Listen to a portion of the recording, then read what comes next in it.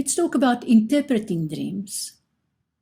Have you had a dream where you felt it would be great to understand the meaning of the dream? A well-known historical example of interpreting dreams can be found in Genesis 41 in the Bible, where Joseph interprets Pharaoh's dreams. You may be familiar with the story where Pharaoh dreamed about 7 fat cows coming out of the Nile River, followed by 7 thin cows. The 7 thin cows ate the 7 fat cows. Pharaoh awoke and fell asleep again, this time dreaming of 7 plump ears of grain, followed by 7 thin ears that were blighted by the east wind. Again, the 7 thin ears of grain swallowed the 7 fat ears of grain. Pharaoh asked all the magicians and wise men in Egypt for the meaning of the dream, but none of them could help him with any explanation. At the time, Pharaoh's chief cupbearer and his chief baker committed some offenses, and they were taken into custody. At the time, they each had a dream that they couldn't figure out. Joseph, a young Hebrew, overheard this and told them what their dreams meant. He explained to them that the chief cupbearer would be restored to office, but the chief baker would be hanged. This was how it turned out, and the chief baker got his job back. When the chief baker heard about Pharaoh's dream, he told Pharaoh about Joseph and his talents. Pharaoh summoned Joseph from prison and asked him for the meaning of the dream.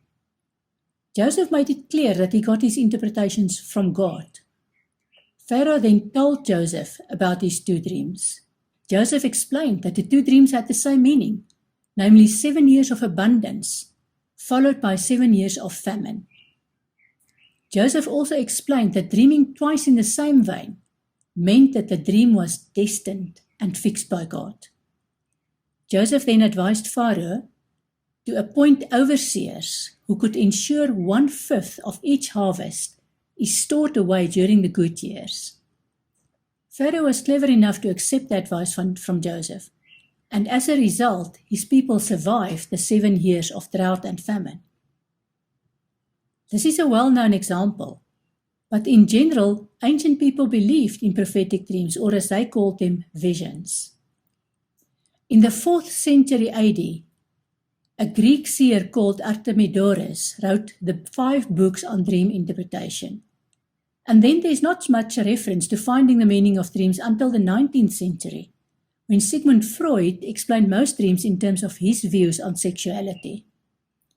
Then Carl Jung, one of Freud's students, suggested that dream elements and characters are part of the dreamer's own personality and fears and doubts. Jung believed that dreams helps us deal with what we can no longer hide. Jung also believed that dreams unlocked unrecognized potential and creativity. Jung discovered that dreams relate to the present time. We dream about our current circumstances and about the future, but we don't dream about the past.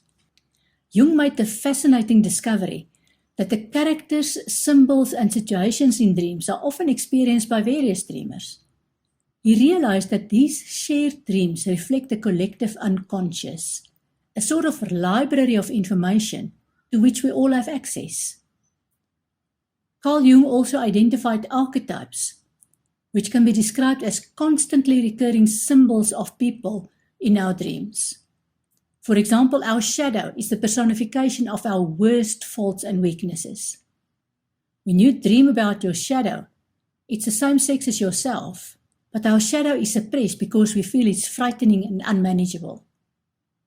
There's also the archetype of anima, in a man his instinctive, feminine and sensitive side, and animus, in a woman her logical and objective side.